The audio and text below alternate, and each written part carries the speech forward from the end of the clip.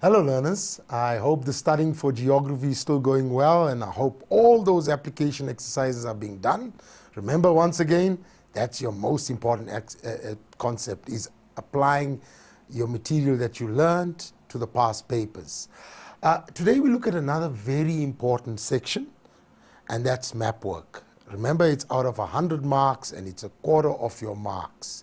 What we'll be basing our session on today is the calculations. I know many of you have difficulties with the calculations. So what we will do today is we will be looking at all the calculations you need to know regarding map work. Now, very important that you need to show all the steps when you're doing your calculations. You cannot just write the answer, but you must show the steps, as marks will be allocated for each step. Also, I realize that when I work with learners is that it makes maps easier if you know the relevance of the different calculations. I'm just going to give you a brief thing, like gradient actually deals with the steepness of the landscape. And you know that we get gradient signs on the roads when we're going up a steep hill, etc. So it must make sense that these things are reality orientated. You do find them in our environment. All right, so it makes it easier to understand. We also find that learners just go straight to calculations and do not fully understand the scales. So you need to know the scales of the different maps and the conversion of the scales. Now, please note that these maps or these extracts that I am going to use today have been exaggerated and of course do not represent the actual distance on the maps itself.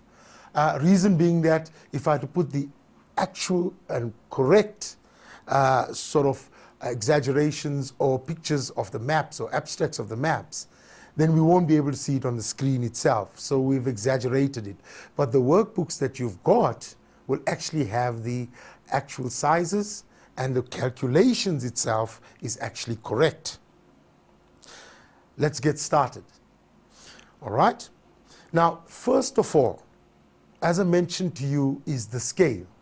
And regarding the scale, we need to know that there's a difference in the scale. In this section, I'm going to use the map of Dundee and maybe one or two other extracts, but mostly the map of Dundee. Now, if you looked at the map of Dundee, you will notice that the topographic map has a scale of 1:50,000, which actually represents 1 centimeter is to 50,000 centimeters. And if you want to put it in full sentence, it's 1 centimeter on the map represents 50,000 centimeters in reality or on the ground. Then if you notice, if you got the map of Dundee in front of you, then you would notice that the orthophoto has a scale of 1 centimeter is to 10,000. So 1 centimeter is to 10,000 centimeters. That representing 1 centimeter on the orthophoto map is equal to 10,000 centimeters in reality. Okay? Then we look at the conversion of the scale. Of course, we could convert into decimeters, etc. But the common ones that are used is your centimeter, your meter, and your kilometer. So if you look at this, the conversion here, 1 centimeter is equal to 10,000 centimeters. Obviously, if you go to meters, it's 100 meters. And to centimeters, it's 0.1 kilometers. Because that is the scale, 1:10,000.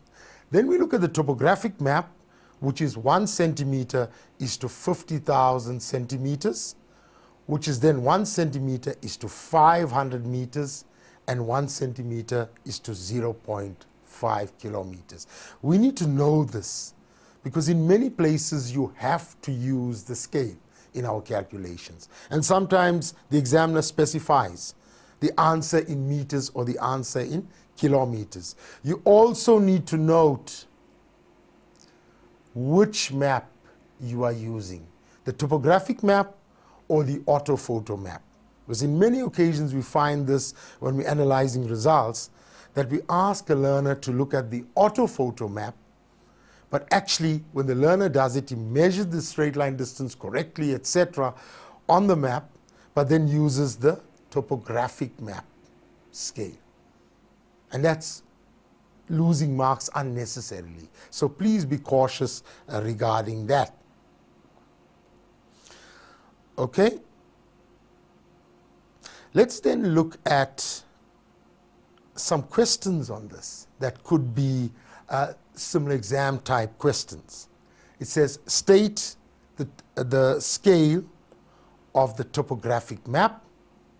Okay, similar, it comes out in your multiple choice questions, etc. And very simply, you've already picked it up. And if you look at your map down here or on any map right at the top, you would find the scale is 1:50,000. All right, as shown down here. Okay, then the next one, 1.2, state the scale of the orthophoto map. And if we go back, you'd find it very simply, right on the top of the orthophoto map is the scale 1:10,000. All right, there's another question which pops up when you're dealing with scale of a map. Which scale is bigger? Which scale is bigger? Give a reason for your answer. Now here many students tend to confuse themselves. They tend to look at a situation like this. 1:50,000 and 1:10,000. And they look at the 50,000 as being a large amount, and then therefore they say that the scale of the topographic map is bigger because the number is bigger. But you can actually use it in reality where you look at taking an orange. And if I take an orange and cut it into 10 pieces, must be quite a huge orange to cut into 10 pieces, but if I cut that orange into 10 pieces, I take the same orange and cut it into 50 pieces. Where will my pieces be bigger? Obviously, if I cut it into 10 pieces. So we'll have bigger pieces because I've just made it 10 times smaller. Here, I've made it 50 times smaller with regards to the orange. So in this case, the scale is made, or the reality is made 50,000 times smaller, and here it's made 10,000 times smaller. So obviously, the orthophoto map scale is bigger. All right, you'll notice today that I put in the answers. It's not because of my handwriting that's not the best, but because it's easier for me to explain to you and show you the steps of calculations and the mark allocated as we go on.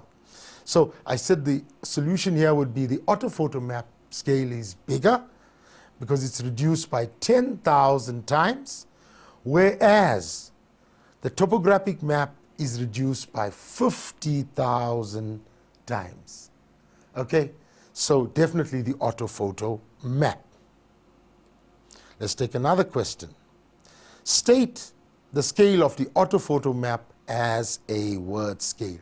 Now you would have picked up that 1:10,000. Okay, that's the orthophoto scale map or orthophoto map scale. And how do we write it? 1 centimeter on the map represents 10,000 centimeters on the actual ground or in reality. When this sort of question comes out, most probably comes out for 2 marks, you must state it fully. You can't say 1 centimeter represents 10,000 centimeters. It doesn't, we don't mark that correct. You have to explain the actual ground itself. Okay. let's go on then on the full calculations that you can get. The first one we are looking at is calculation of distance. All right? A few little hints here. The distance on a map is actually calculated between 2 points. Example, between a school and a museum, it could be between two trigonometrical beacons, it could be between two spot heights. All right? You are required to convert the map distance into the actual distance. So how do we convert it into the actual distance? By multiplying it by the scale. Okay? The following method is being used. So actual distance is equal to map distance times scale. Again, the relevant scale will be used. Earlier on, we spoke about 1 centimeter is to 50,000 centimeters, 1 centimeter is to 0.5 kilometers, depending what the examiner actually wants. Okay? Let's look at a calculation. Please note again that this map has been exaggerated, it's made bigger so we can see it. But the measurements are actually correct. This is actually correct. If you measure it on the map of Dundee, between these 2 points, you'll find 6.2 centimeters is correct. So calculating straight line distance. All right, I would draw a line between the 2 points, number one. Then I would take my ruler and actually measure it. It's straight line distance. Obviously, it's going to be bigger here because we exaggerated the map or the extract from the map. Okay, then I measure my distance. And if you measure it at home on the map of Dundee, you would have got 6.2 centimeters. Okay? Right. I want to add something on here. I want to say in kilometers. I want my answer in kilometers between these 2 points. So, my next step would be to actually work out the actual thing and multiply it by the scale, but show all steps. Remember, you got an hour and a half, and that's a lot of time. Show the scale, the formula. All right. Now the next step is, I am doing the full calculations here because I'm using the same units. I know some people tend to go 6.2 centimeters times 0.5 kilometers. Okay, because that's a short way. But mathematically, you multiply it by the same units that you're using. So to show it here, it'll be 6.2 centimeters multiplied by 50,000 centimeters. So both answers or units are the same, which gives me an answer of 310,000 centimeters. Okay? Now, obviously, when I look at centimeters and I want to convert to kilometers, you must remember there's 100,000 centimeters in a kilometer. All right, so you have to move 5 spaces. Remember, 100,000. So it's 1, 2, 3, 4, 5. Okay, now I move 1, 2, 3, 4, 5. Obviously, I get an answer of 3.1 kilometers. Okay? And that reminds me, if I want to convert to meters, remember, there's 100 centimeters in a meter. So I move 1, 2, and that gives me 3,100 meters as such. Now, if I have to mark a question like this, let's say if it came out for 3 marks, okay, obviously I would mark this step, and this step, okay, or sometimes even that step, and I could change that step. All right, if it came out for 2 marks, I would mark this step and this step, okay, but I'll get marks for each little step that I do. Okay, let's take it a little further, and I want to work out the curve or winding distance. Now, there's various ways. I know the string, okay? Obviously, if you're going to use a string, you need to actually have a string that doesn't stretch. Okay? We could also use a paper method using the page. All right, now how would we go about it? Exactly the same as straight line distance. The only difference is that we have to measure a wind. We can't just take our ruler and measure between the 2 points because the distance is winding. I just put a straight line here to show you from where to where we are measuring. So I could also use a piece of paper. Let me show that to you. I can start off and I can measure, and I'll take the bend with me. I'll measure from there to, I can actually measure up to there. Okay? Now, obviously, I would say as a safety factor, I would also put in a little marker on my point. Okay, where I stopped at. Then I would take the bend slightly and I would go down here and measure the next one, the next piece. I'm using both pens because obviously the screen wouldn't take my pen down here. Okay, let me just go back here and I would mark off down there. And then I would take the next bend. I can see how it's matching and I would mark it off. Okay, and I would mark off that point, and then I would take the next one, and I'm going around the bend. I would mark that off, and I would go through. Fortunately, I wouldn't give you a true measurement here, but as I'm going through, I would continue turning my page. The next one would be marked off down here, and I would turn it again and mark that off down here, and I would go on.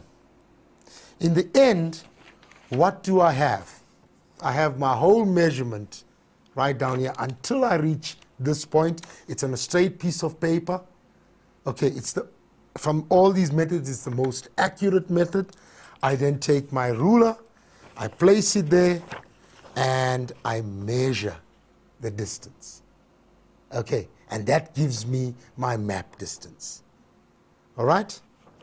I know some of you are a bit uncomfortable, and some schools are a bit strict about tearing pieces from the exam paper, etc. But you could even use your question paper and turn it around and use the paper method as such, because it is the most accurate method. I just worry about this, guys, in the sense that it can stretch, and if you're moving, you don't know if you're holding your string firmly. Okay, so it can give you the incorrect direction or distance. Okay, and we're very, very strict on this. We give you about 0.1 centimeter off. And it's easy to have more than 0.1 centimeter off if we do use the string. So when we looked at this, we actually got 7 centimeters from there to there. And if you measure it on an actual map, you'll find it about that distance. The rest of it is basically the same. Okay, you put your formula, map distance times scale. Then the next one where you would multiply by your scale. Remember, this is the topographic map again. If it was the orthophoto map, you would multiply it by 10,000 centimeters. As usual, the same thing, it comes to that, 3,000 or 350,000 centimeters. When you convert it to kilometers, once again, it's 5, and it comes to 3.5 kilometers. And of course, when you're converting to meters, it's 1, 2, which actually gives you 3,500 meters. Okay, that's your winding distance. Okay, if you mark, sometimes we give you a little bit more marks. We give you 3, then we'd go that. Okay, sometimes we'd give you a mark for the formula, or we'd give you a mark for the for the conversion, or the actual one and then converting. Okay, but each time again it's marked regarding the steps given. Okay, let's go to another one. Calculating area. And we say calculating area is calculated to determine the actual size, normal distance on the ground, of a feature, a region, or a demarcated area. Now on many maps they do have a demarcated area which shows you the position of the orthophotograph or orthophoto map. Okay, sometimes it doesn't, we just give you a block to use. Okay, now the formula, and I know in many cases you find this formula actually written. Area is equal to length times breadth, which is correct. It is length times breadth. But I prefer you to write the full formula. Length times scale times breadth times scale. In short, this is it. My reason for this is when we write this, on many occasions, learners forget to multiply it by the scale. They just measure the length and the breadth on the map and don't multiply it by the scale, which makes your answers incorrect and you lose marks. Okay, let's look at one of them here. Okay, I said determine the area of block K7. Okay, now it's just a block. This is quite a simple one. All right, when the block was measured from this side, it measured to 3.7 centimeters. Obviously, I'm just going to use my ruler and measure that, 3.7 centimeters. Okay, and on this side, it measured, and I take my ruler again the same way, it measured to 3.3 centimeters. So what I have now is my length and breadth regarding the map distance. Obviously, I have to multiply it by my scale because it's length times scale times breadth times scale. All right? To get the actual area, because that's our aim, is to find the actual area. All right? Same thing. Length times scale times breadth times scale. I take my length and multiply it by my scale. I take my breadth and multiply it by my scale. All right?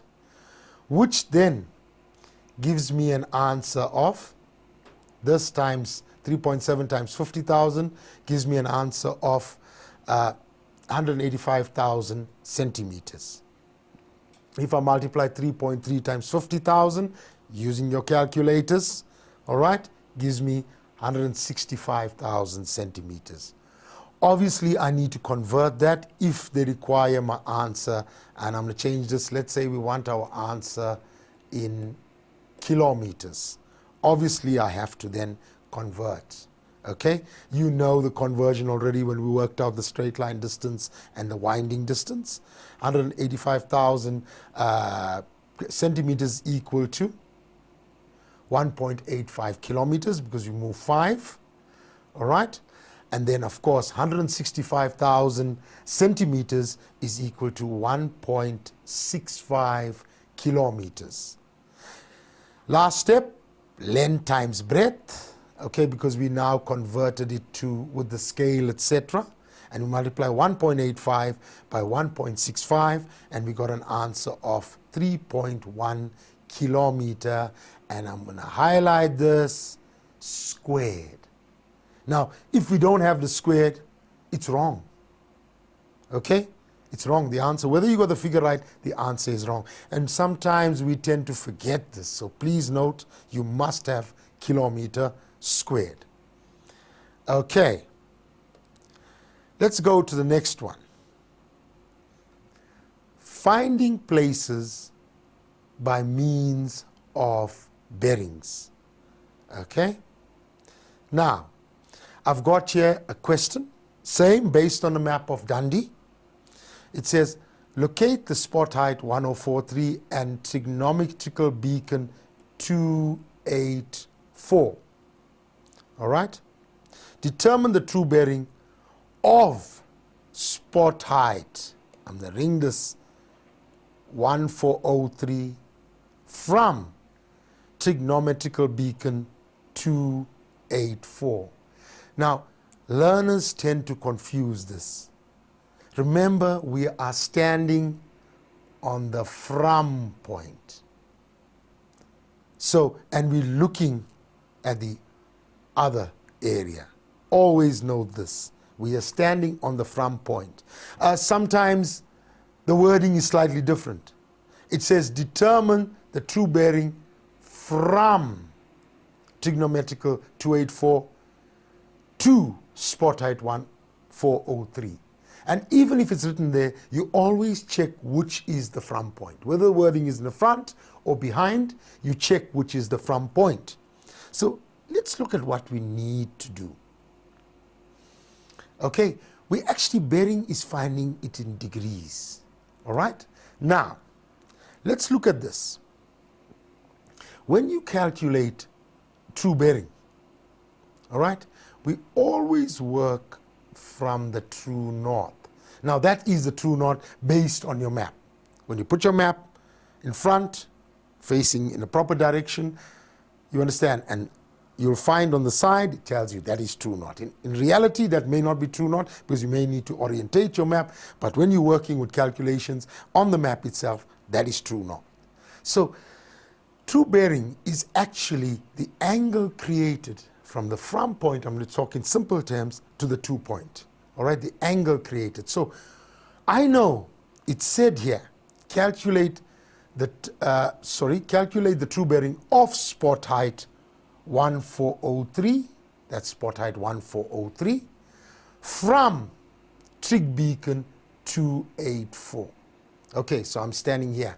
So I need to measure, I'm standing here, and in looking here, I need to measure the bearing or the true bearing of that. And the true bearing is the angle created between these 2 points. How would I do it? I know many places they say just draw a line. I like to draw a proper cross. Remember again, we don't give many degrees off. Okay, I must draw straight lines through the from point, and also it must be perpendicular. So at the from point, remember, trig beacon 284 is the from point. So I draw a straight line through it, as I've indicated already there. All right, it must be straight. Okay, and I draw a straight line across. As I've mentioned to you, this gives a clearer point when I'm using my protractor. Okay, and make sure these lines are perpendicular. You must note that we just give a degree off. And if the lines are not perpendicular, we could get an incorrect measurement. Okay? So once I've done that, immediately after that, from the center, because I've drawn that in the center of the trig beacon, to the point, I put a line through. From the center there to the point. Mine might be slightly off because I'm using a thicker pen, but you make sure you have a nice sharp pencil so you can have yours accurate. Then the next step is to actually measure from the true north in a clockwise direction. The protractor. Now I'm using a semicircle one, all right? It's better for you to get a full circle. So what do? It's easy, all right? If I'm going to use this, I could put my protractor on the 0 point. Now if I've got a full circle, already from the 0, I know up to there, it's 180, and I'll get my full measurement going on to right up to the line and determine my true bearing immediately. Okay? But if I've got a semicircular one, I make sure my little ring is on the line. I make sure that this line is on the 90 degree. Now I know many people tend to assume that this is 180 degrees, so then this one will be fine. I measure if I got a semicircle protractor. Now I'm using this, I do have a circular protractor, but I'm using this because I know many of you learners do use this one. Okay, I'll measure to see whether I have 180 degrees. So already I know that's 180 degrees. So what do? I write down 180 degrees, okay, plus, let's look at this now. Please note, I must, learners, that it must be there and this line must be on the 0 point so that you're measuring correctly, okay. Then I can switch, and I've shown you nicely in your learner guides how to use it. Okay, then I switch it or flip it over, and this way. Now if you look at it, my 0 point is again on the line because I am measuring from here going to there. So my little line is on the 0 point again, and I measure up to the point. Obviously this is exaggerated, okay, so it won't give me the accurate measurement, but in reality when you measure it, there goes my protractor which is stuck on the screen. Okay, if it gives you the actual measurement, then from here to there would have given me a further 84 degrees. From here to there would have given me 180 degrees. Okay, and adding that. So I add my 84 degrees to my 180 degrees, which then is equal to 264 degrees. Very important. We may say this may be 2 marks, but it could affect us later on when we're doing magnetic bearing. Okay, and if we got this wrong, we could get our magnetic bearing wrong. Okay, so please remember, highlight again, from the true north in a clockwise direction. The from point, you draw the cross to the 2 point. Okay, let's go further. All right, next one I'd like to look at is magnetic declination. Now,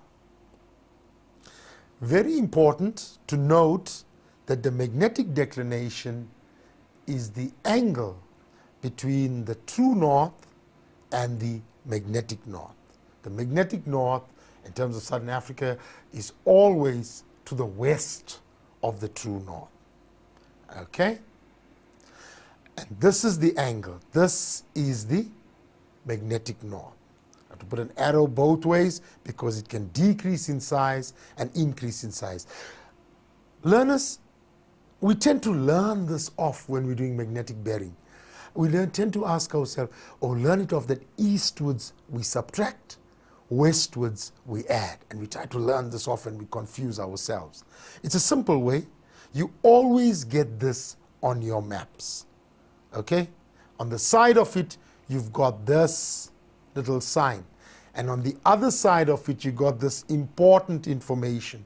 Now, to learn this off simply so you don't confuse yourself, remember we said this angle is the magnetic declination. All right? Now, the true north is a fixed position. It's fixed. It can't change. Fixed. All right? But the magnetic north changes depending on the magnetic pull. So work this out. If this magnetic north moves westwards, what happens to this angle? It would get bigger. If the magnetic north moved eastwards, what happens to the angle? It'll get smaller. So therefore, west we add because the angle gets bigger, and east we subtract because the angle gets smaller. So we know our reasons there. Okay, let's look at the calculation of magnetic declination. Okay, now this is the information that we would use. It's found on every topographic map that you will get for any exams. All right, let's read this through. It says the mean magnetic declination is 18 degrees 7 minutes west of true north, because your magnetic declination is always the west of true north. Okay? And it gives you a year of 1981. This is when this magnetic declination was done. 18 degrees 7 minutes, all right, west of true north for 1981. This is the year you use. All right? This year is used to test the annual change, whether it's going to be 2 minutes or 3 minutes. It's a reliability test. You always use this figure and not these two figures. Okay, so we picked up that that is it. It's for 1981. The mean annual change is 2 minutes westwards, meaning that for every year the change in the magnetic declination is 2 minutes westwards. These pieces of information, this one, and this one, is very important in working out our magnetic declination. All right, let's look at it. Okay? The first thing we need to do in our magnetic declination, it says calculate the magnetic declination of Dundee. I'm going to change this to 2012. Okay? So calculate the magnetic declination of Dundee for 2012. Now sometimes they just say calculate the magnetic declination. When we get a question like that, we must assume it's for the present year, unless it's stated otherwise, or they give you a specific year. All right? So I'm taking this for 2012. Okay? Now, the first step is to find the difference in years. Okay? So we know the difference in years. It's 2012 now. And if we looked at this, the map was taken in 1981. The declination was worked out. So obviously it will be 2012 minus 1981, which is 31 years. So we found the difference in years. Okay? The next step, we looked at the mean annual change, and where did we get that from? The mean annual change is stated for us. It's actually 2, I'm going to put a little line there to represent minutes westwards. Okay? So let's look at this. All right, so it's 2 minutes westwards. We got the next step. Okay? Then we need to find out the total change. So for every year it changed by 2 minutes westwards. From 1981 to now, 31 years have passed. So how do we work it out? It's 31 years times 2 minutes westwards, which gives me an answer of 62 minutes westwards is the change. Okay, I suggest learners immediately you convert. You understand? From just minutes, because when it's 60 and above, you convert to degrees and minutes. Learners, we notice this happening when people tend to use the calculator to convert from minutes to degrees. That gives you a decimal. Do it manually. For instance, in this case, I will say 62 minutes divided by 60, and I'll do it manually. How many times does 60 go into there? It goes once. What is the remainder?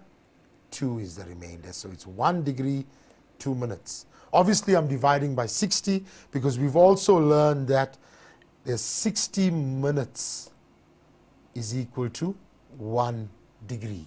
Okay, so we want to convert. So we converted it immediately at that point.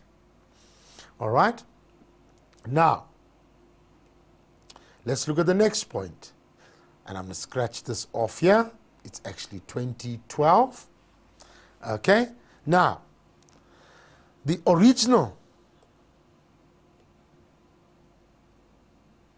magnetic declination is 18 degrees 7 minutes, which we worked out from our map. All right? Then,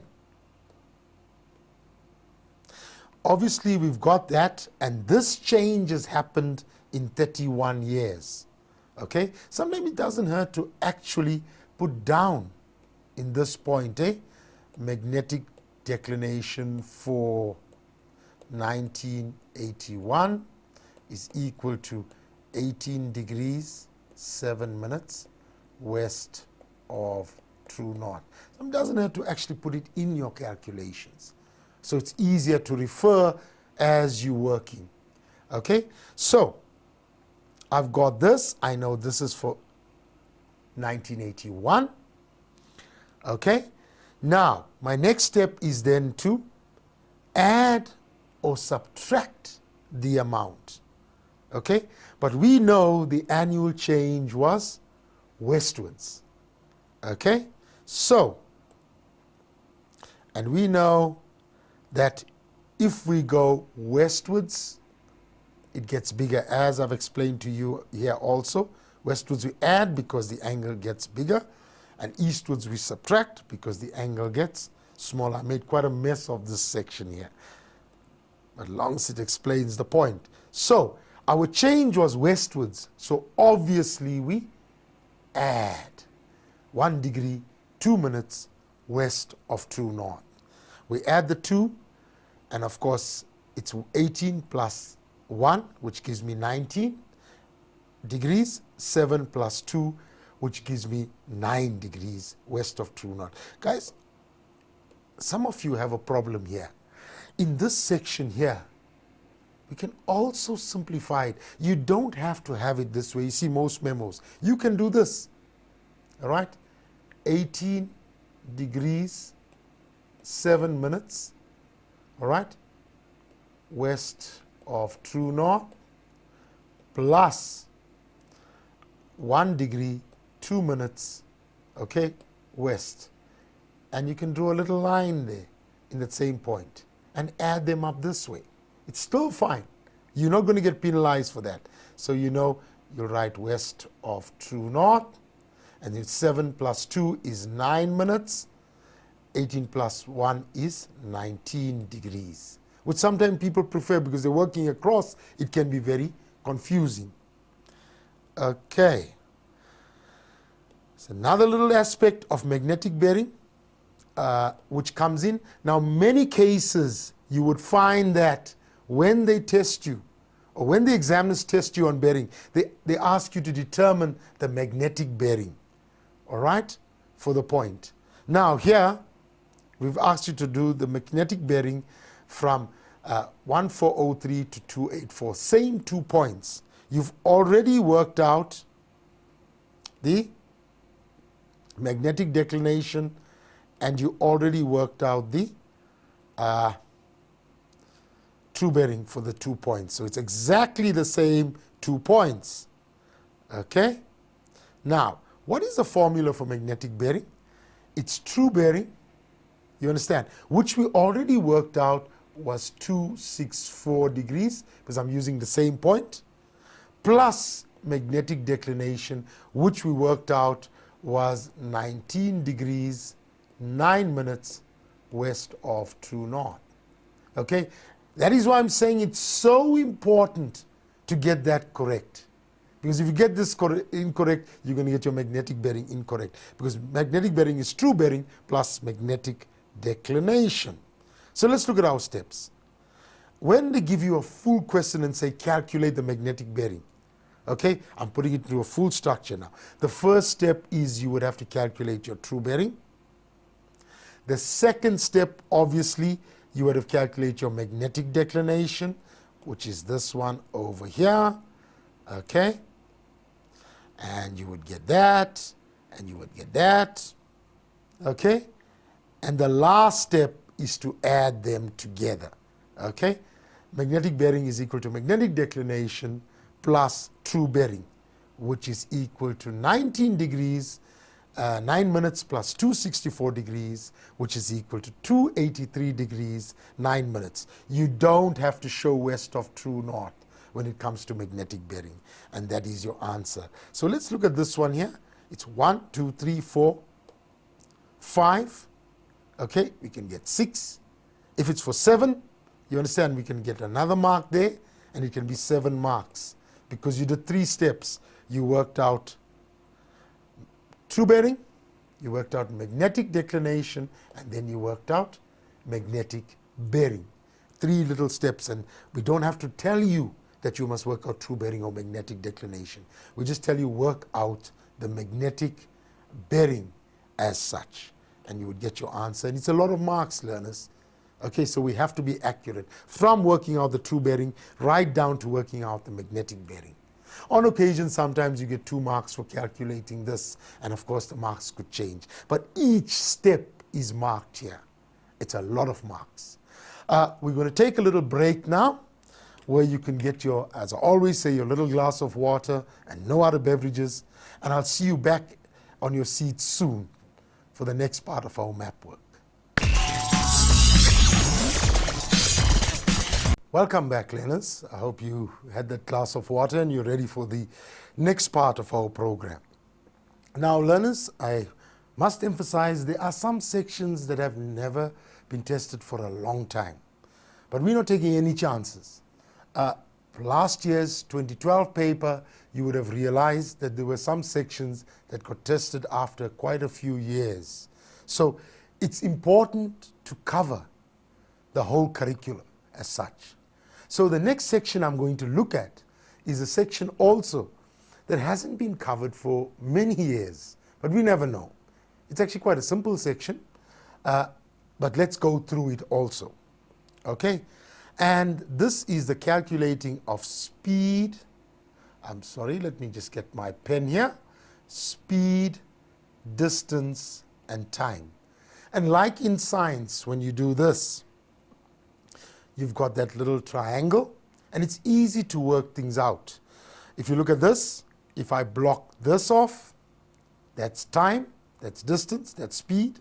If I block this off, time is equal to distance divided by speed. Let me take speed. If I block this off, speed is equal to distance divided by time. And then lastly, if I block distance off, distance is equal to speed times time. So if you use the triangle, you'll get all the formulas simply. Okay, there we are here. Time is equal to distance divided by speed. Speed is equal to distance divided by time. And distance is equal to speed times time. Can you see the three formulas? So you don't need to worry about this. If you know that, you are fine. Let's create an example. Okay? Right. The map work that you will be using here will actually be working out the distance. That's what's related to the map here. Let's look at the first question. How long will it take a car traveling at 60 kilometers per hour to drive from R to, which is in D5, to E8? All right? And that is your S in E8. So I'm just going to put a little thing of S here in E8. Okay? So we're looking at those 2 points there. And how long will it take? So basically we are looking at distance. All right? Distance. Oh, sorry, rather, I must apologize. We're not looking at distance, we're saying how long. It's time. Okay? Now, if initially, or the first step is to measure the distance, because we've learned in the formula time is equal to distance divided by speed. The speed we have already, it's 60 kilometers per hour. Now we have to calculate the distance. Straightforward, as I discussed to you early on, with you early on, it's measuring the winding distance. And again, we could use our paper method, all right, to measure the distance. In this case, we measure the distance to be 13.8 centimeters. Again, remember, learners, this is actually an exaggerated view, so we can see it clearly, okay? But if you measure it on your map, you should get 13.8 centimeters. So, we quickly do a conversion because we're working in kilometers per hour. So we have to then quickly convert this from centimeters to kilometers. Obviously, it's the same conversion. It's map distance times scale. Okay, where we've converted, again multiplying it by 50,000 centimeters and then bringing it down as the steps that we did earlier on when we worked straight line and winding distances. Okay, and we've got an answer of 6.9 kilometers. Now we're ready for the formula because we have both. We have distance and we have speed.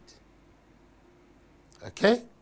So if we look at it here, distance is equal to 6.9 kilometers and speed is equal to 60 kilometers per hour.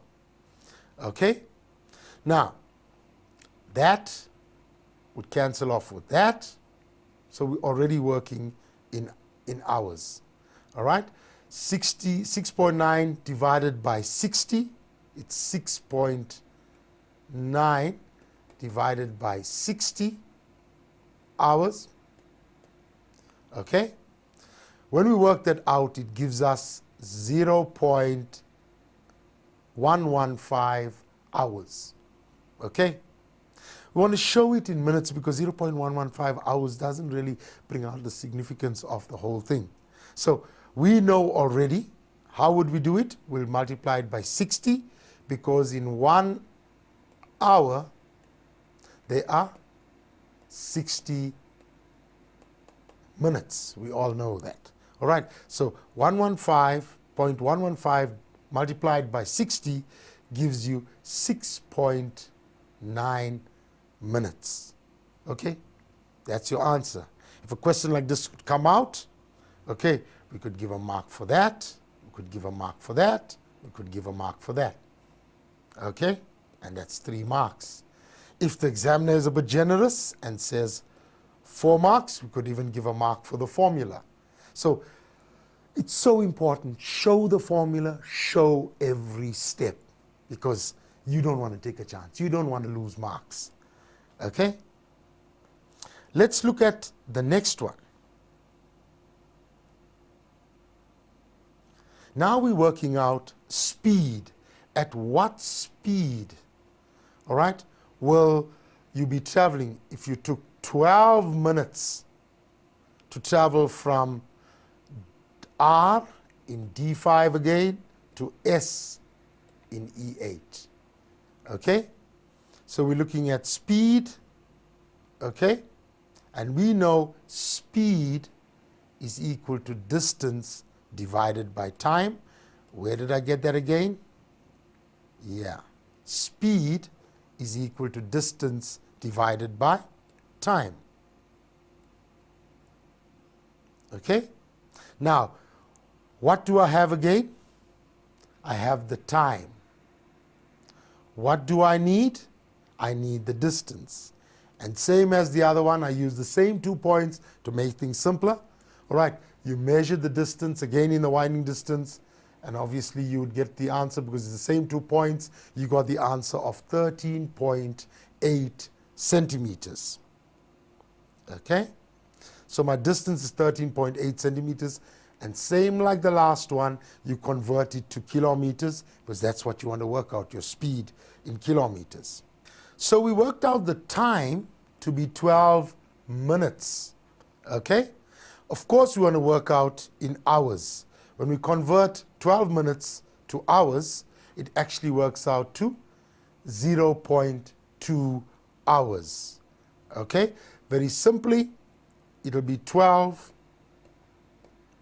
divided by 60, okay, 12 minutes divided by 60 minutes, which will give you 0.2 hours. So we worked that out so we can get our answer in kilometer per hour.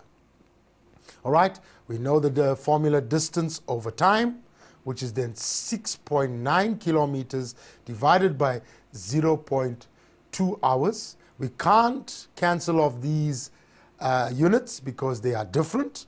So in the end, when we work it out, 6.9 divided by 0.2, we get an answer of 34.5 kilometers per hour. Remember this, kilometer, and this is below, so it's kilometer per hour. Okay? Let's go further and work the last one out down here. Same diagram or same extract from the map I am using, the same 2 points. Okay?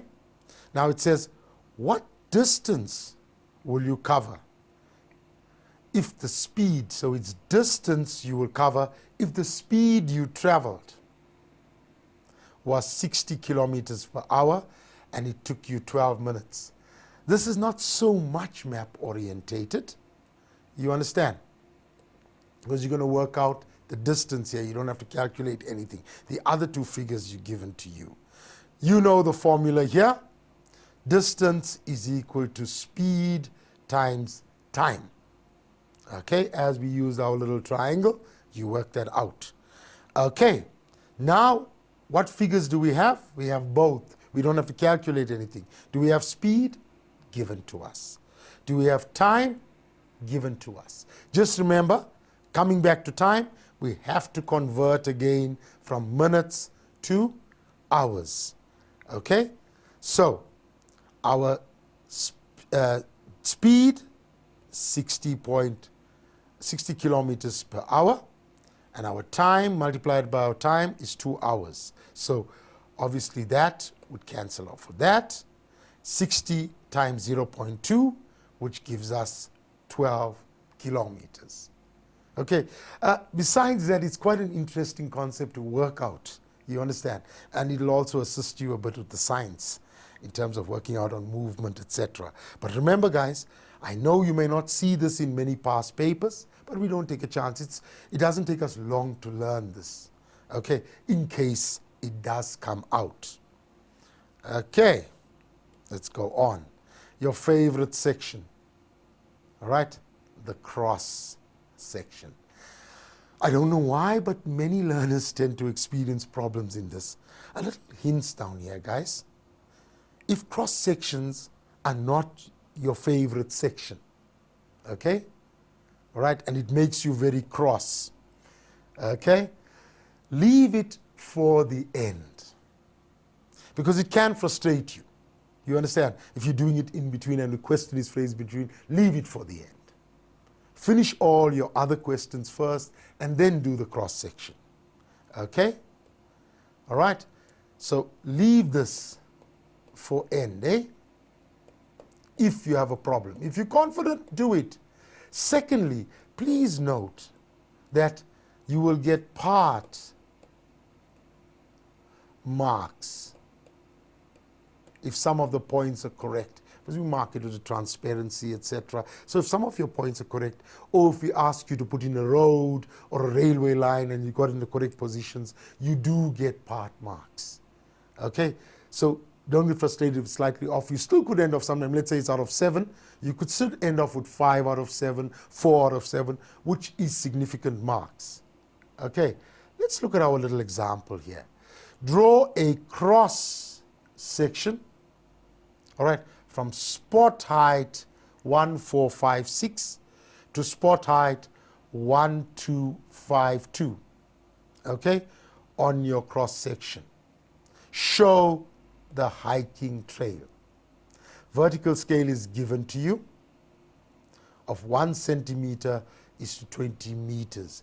Now, on many occasions, we give you an incomplete cross section. We draw the little lines in your, what you call it is your vertical axis, and your horizontal axis is drawn for you, and we may start it off and end it off a bit, you understand, so that you continue or complete the cross section itself. Generally, our scale is 1 centimeter is to 20 meters, our vertical scale.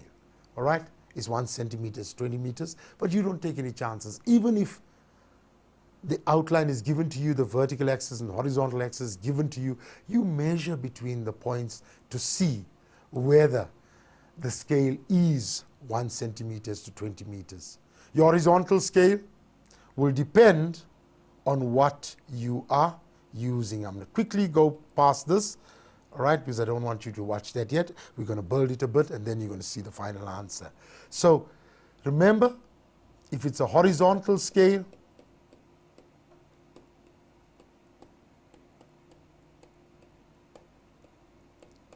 it will depend which map you are using. If it's the topo, it's 1 is to 50,000 again. All right? If it's the auto, it's 1 is to 10,000. That's your auto. Remember the scale. Always focus which map we are using. Okay? Now, another simple thing for us to look at. we create a little vision of how the cross-section will look. Okay? And that's when we examine the landscape reflected on the map. Let's look at this one. From 1456 to 1525. And when we look at this landscape, we can see we're reaching a little peak down here. All right? So the height is increasing, okay? All right? And then it's decreasing. It's coming in sort of like a little copy or butte or whatever. You understand? We're coming across this feature. So in our minds, before we even start the cross-section, because cross-sections are answered very, very badly when we ask you to actually do a cross-section. So in our minds already, we should have a picture, okay, of something like this, that our cross-section will look something like that. Okay, already we've got a picture. So when we're doing the cross-section itself, we'll know if we're getting a cross-section something like this, where it's going like that, you understand? Then we know already we're on the wrong. Okay? We're on the wrong. All right? So, how do we do it? Remember we said the hiking trail must also be there. Simple. We first take our ruler. Don't just assume and just start measuring. I know sometimes teachers are very, very heavy about their maps. They don't want you to mess with the map, but you have to draw a line between the 2 points. You can draw it lightly so you can erase it later. I'm also very fussy about my maps, as my learners will tell you. Okay, between the 2 points, I make sure if it's a spot height, from the spot height to the spot height. Okay, I draw a line joining the 2, from the spot height to the spot height. Okay. Another important point I need to focus on is from where to where. All right? It says from spot height 1456 to spot height 1252. So it's from here. So this is my starting point. Okay? And this is my end point. So if I look at here, 1456 is my starting point. 1252 is my ending point. Now, I start marking off my points between the 2 places. I start off by marking off and there goes there's my pen starting. Spot height 1456. Okay? Now just be careful. Remember, the spot heights don't work with the contour interval. They work on their own. Okay? Now you already have made out that the height is increasing up to this point. And then after that it is decreasing. So I've got my little piece of paper. Okay? I've marked that off. Then the next contour line, or the contour line immediately after that, when I look at that point, I would find that contour intervals are always 20 meters on a topographic map. Always. So what's the next 20 line? Please don't do this. And what learners do is they do this. They say the point spot height was 1456, so I'll add on 20, which is 1476. Okay, that's wrong. Remember, the spot height works on its own. You work with the contour lines. You find which is the next 20 line after the spot height. So what I do is I put my page. There's the first contour line. So this is 1456 down here. The next contour line will be 1460.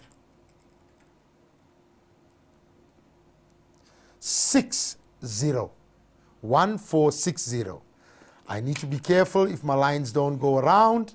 The next one would be 1480 because it's increasing in height. All right? Now I need to watch out.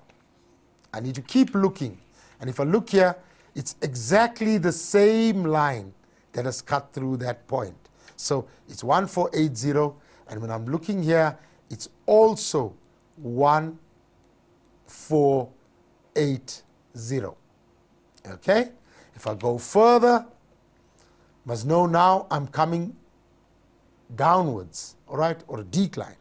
Okay? So I go back to look at the line, and I'm drawing my little point there, and I'm decreasing in height. I'm minus 20, which is 1460. Okay?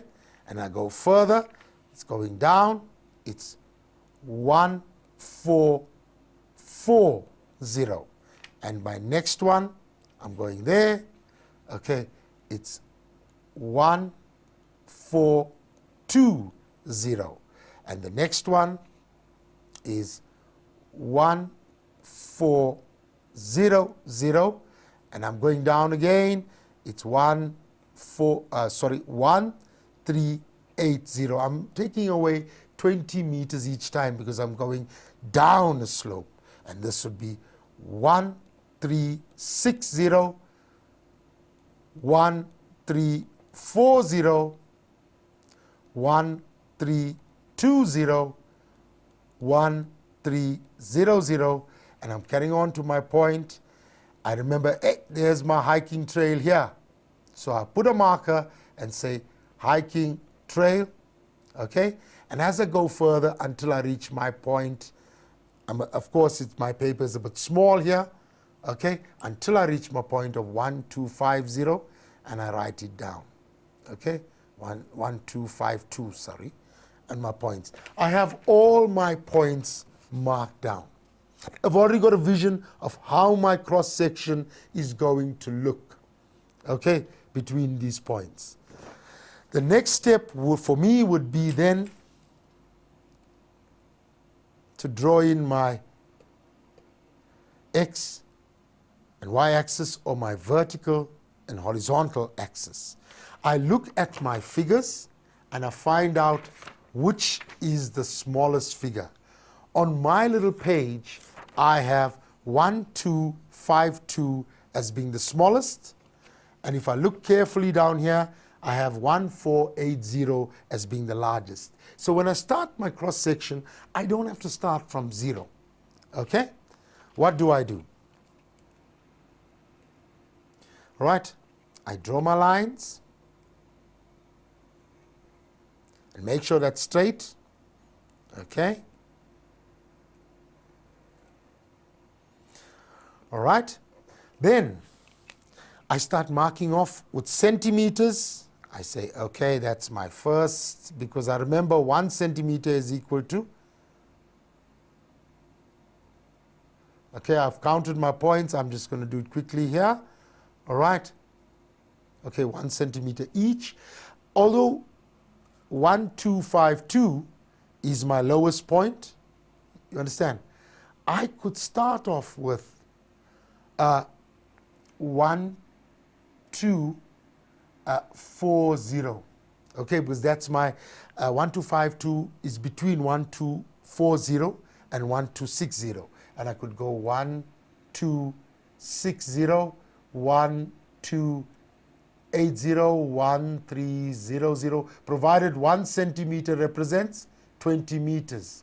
1320, 1340, 1360, 1380. It's a bit difficult, learners, to show it to you on a screen. All right?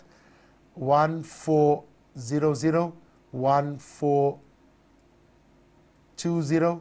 This line would be 1440. And I'd measure more centimeters down here. 1460. Another one more. 1480. I've got my points. Okay, I take this and I mark them off. Okay, 1456 is down here. Okay, I mark it off. 1456, and I write it down here, 1456. The next one is 1460, and the next one is 1480, and the next one is 1480 again. Okay, and the next one is 1 4. Let me just expand this a bit. Okay. Okay, the next one was 1460. Okay, the next one was 1440. I'm just going to do a few more points. 1400. I'm writing them down. All right, the next one was, I marked it off here, 1380. And the next one was, sorry guys, I'm just going to draw my line again here. All right, that was 1380. The next one was sorry people, my technology is getting messed up here. All right, 1380. The next one was 1360. Okay, I've got it here. The next one was 1340, and so on. And I'm going to just mark it briefly. 1320. Remember, you'll have to use your page. I had 1300. My line went a bit longer. You use a ruler. And I had the hiking trail here. Okay, I'm using my page. Okay, and then I had spot height 1252 there. Okay, sorry my diagram looks a bit messed up. Okay, it's also nice to draw a little grid. Okay, I can draw my grid across like that in light. Okay, all my different points. I'll show you the reason for that.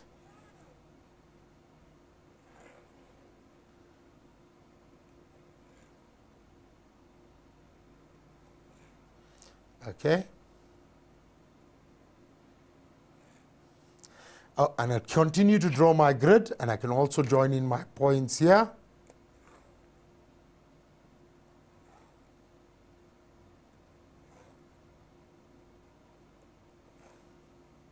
Like that, right across. Okay, and I continue to draw my grid across. It makes things easier. So I know 1456 is actually between 1440 and 1460. That's 1 centimeter. So here, there's 10 millimeters, but there's 20 meters. So actually it means 1 millimeter is equal to 2 meters. Okay, so we got 1456.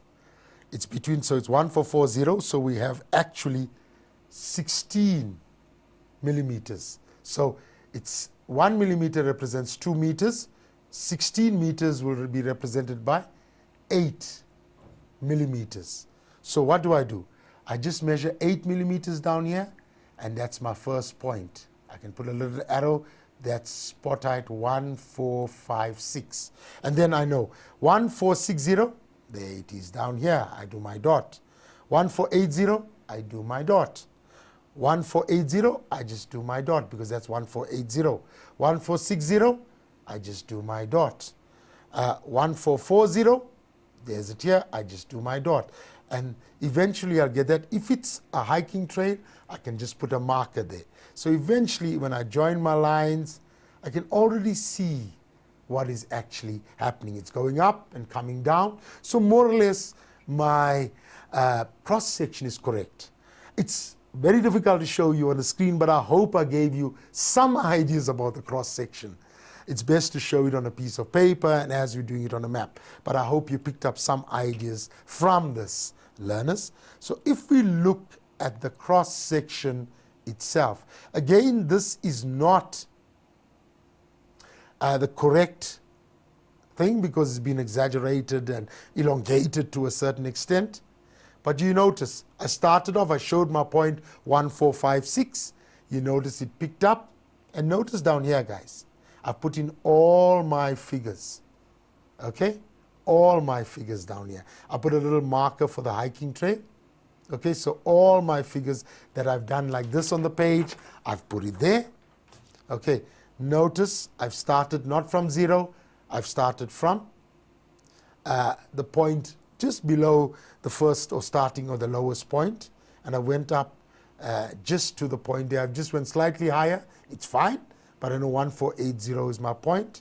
And I put little dots on each one that I've done here. There's a little dot showing you exactly where the points are, because when we mark, we look at these dots. We look at them to see whether you have them correct, when we put the transparency, etc. on top, to see whether you got your cross-section correct. Please note what I did here. I put a line where exactly the cross-section was, or the hiking trail was, and I wrote a H, and I wrote a little key here. Or you can write it in full there, all right?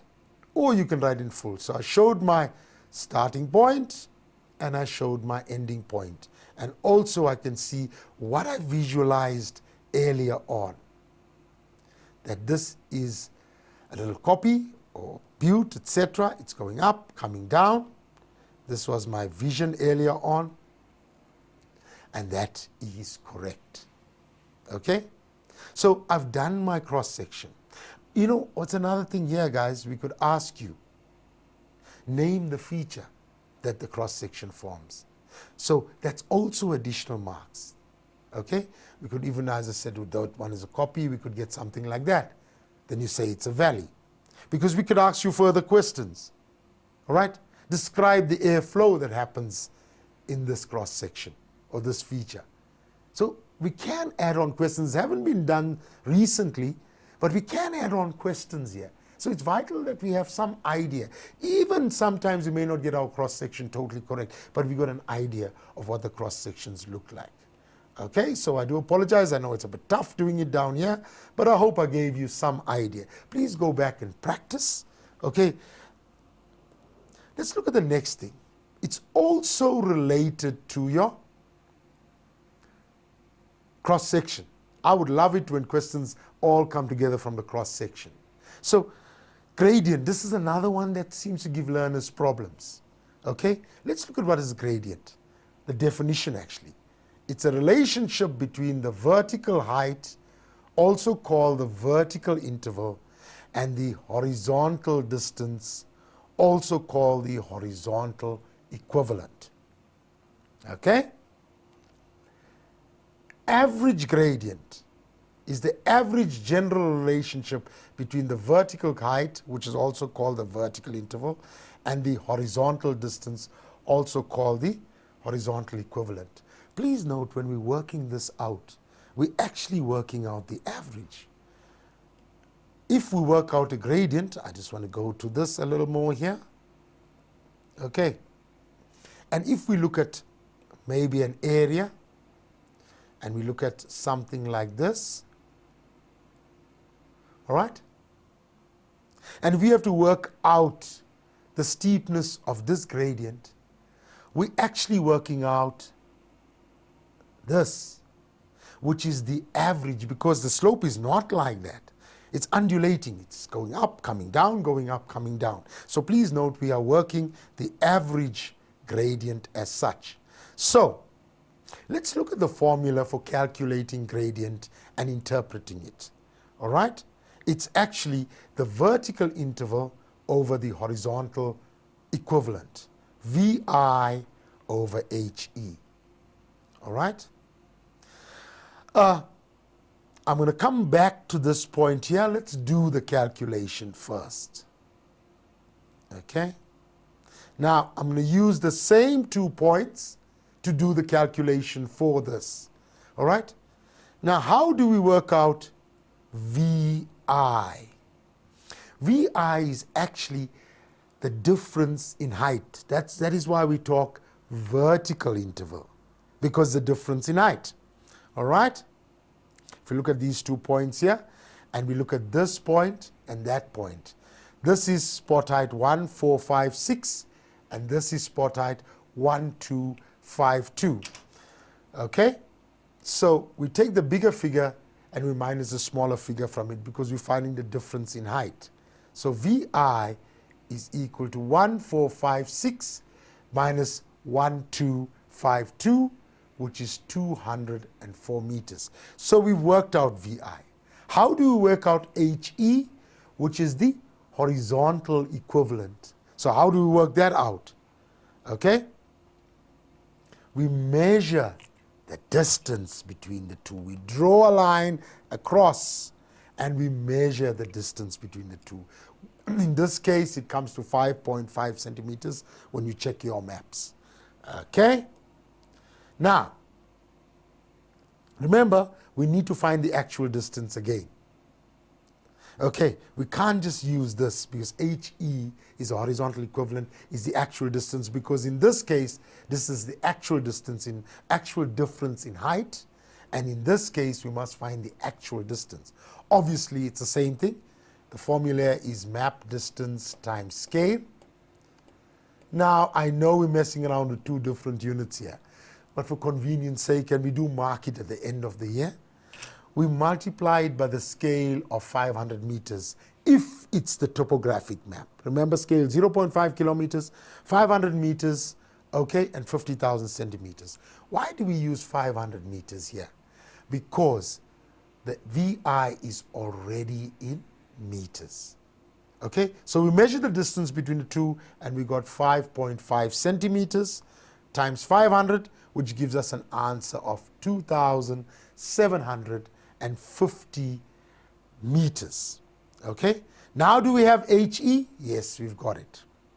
All right, so we say VI divided by HE. Okay, that's in meters. Obviously, your meters will cancel off. Okay, now, one important point here, guys, is we want to express this as a ratio. Okay, so it's not normal division. Okay, so we bring the smallest figure down to 1. How would we do that? By dividing by itself. So 204 divided by 204 is 1. Obviously, we've learned that in maths, what you do to the top, you must also do to the bottom. So if we divided the top by 204 to bring it to 1, we have to divide the bottom by 204. And 2750 divided by 204 gives me an answer of 13.5. We now express it as a ratio. And that is my final answer. And this can come out actually for 5 marks. Learners, we can give you a mark for here, mark for there, and we can give you a mark for here. We can give you a mark for here, mark for here. Sometimes you cancel a mark here and give you a mark for the formula, which is 5 marks out of 100, a lot of marks. What does this mean, the gradient? Okay, it means that for every 13.5 units you travel horizontally, there will be an elevation of 1 unit. Let's draw this. For every 13.5 units you travel horizontally, there's an elevation of 1 unit. Okay? Now, just remember, if this figure is bigger, if I extend it bigger, then the slope is more gentle.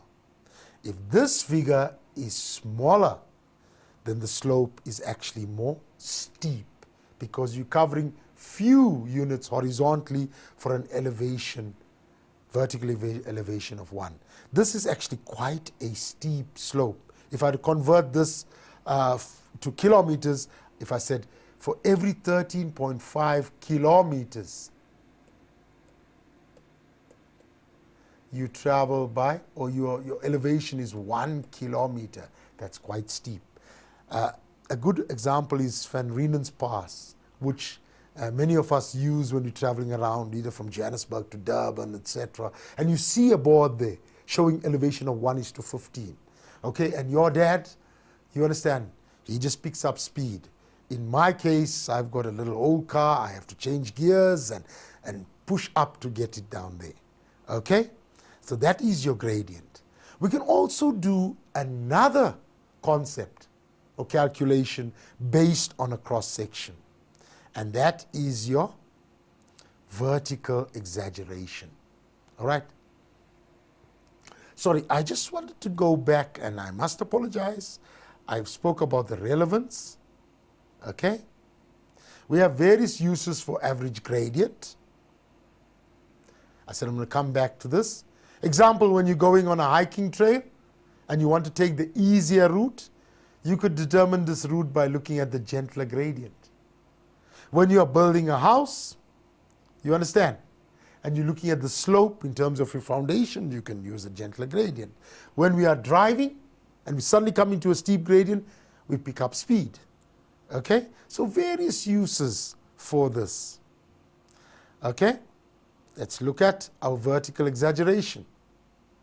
We can link this calculation to cross-section. Vertical exaggeration is the size by which the vertical scale of a cross-section is bigger than the horizontal scale. So, when we look at vertical exaggeration, it's vertical scale divided by the horizontal scale. Again, it will depend which is the horizontal scale, whether it's the topographic map or it's the orthophoto map. Okay? Now, let's look at an example of this. Learners, notice I am using the same cross-section, okay? And I've asked a question, calculate the vertical exaggeration of the cross-section between 1456 and 1252, which is the two spot heights. The vertical scale is 1 centimeter is to 20 meters. Very simple, it's given to you here. Okay? Now, how do I work it out? And the purpose of this. If I had a cross-section like this, and I showed you the actual cross-section, you understand? You won't see it clearly. But if I exaggerated it vertically, you understand? And suddenly you see something like that, you've got a better idea of the landscape. That is your purpose for vertical exaggeration. Okay, let's look at it here. Okay? The scale, vertical scale is given to you. The horizontal scale will depend which map you're using. Topographic map, 1:50,000. Orthophoto, 1:10,000. In this case, we're using the topographic map. So we know that, all right? It's vertical scale over horizontal scale. So we know our vertical scale is 1 centimeter is to 20 meters. But our horizontal scale is 1 centimeter is to 50,000 centimeters. So we've got a problem here. We've got centimeter, centimeter, centimeter, but we've got meter here. So obviously for our vertical scale, we have to convert it to meters. Now we're ready to put our formulas in. We said vertical scale, we have to express it as a fraction scale, is 1/2000, because 20 meters is 2000, 20 meters is 2000, and I would apologize here, guys, we should put in the centimeter sign. It's 2000 centimeters, okay? And the horizontal scale is 1:50,000, which we know already, we're using the topo map. Eventually, we can't work like this, you know your normal maths. We have to invert this and multiply. So 1/2000 divided by 50,000 over 1. And we look at it, all right? Of course, these zeros cancel off. 50 divided by 2, and the exaggeration is 25 times, meaning that it has been exaggerated 25 times to give us a clearer picture compared to that. Okay? And that's your vertical exaggeration. I'm just going to do one more thing very quickly because we are running out of time, and that is intervisibility. Okay? Here you can look at whether one point is visible from another point. Okay? And very quickly I want to show you that the word is longer than the explanation or how you do it. Okay? Determine the indivisibility of spot height 1343 from M and spot height 1308 from M. And if you look here, guys, I've given you a little cross section. All I need to look at is, if I am standing at M, can I see spot height 1343? Yes, I can see it. So I say 1343 is visible from M. Okay? Then I would look at this point, because that was my next question. Is 1308 visible from M? I look at 1308 where it's situated, and I look at M. It doesn't seem like it's visible. So I would say 1308 is not visible from M. Unfortunately, learners, we have come to the end of our time for today. There's a few more examples on working of scale of photograph and drainage density, but you've got your books, all right, or your little notes. Please work through it. And don't forget, Mapwork is made perfect, or you get good marks in Mapwork, is not sitting with the formulas and learning it all. You need to do that. But you also need to take a topographic map, or as many topographic maps as possible, and work with it. Because that's the thing that actually gives you good marks. Keep well, learners. I wish you all the best, and I hope you study hard this week. Until next time, goodbye.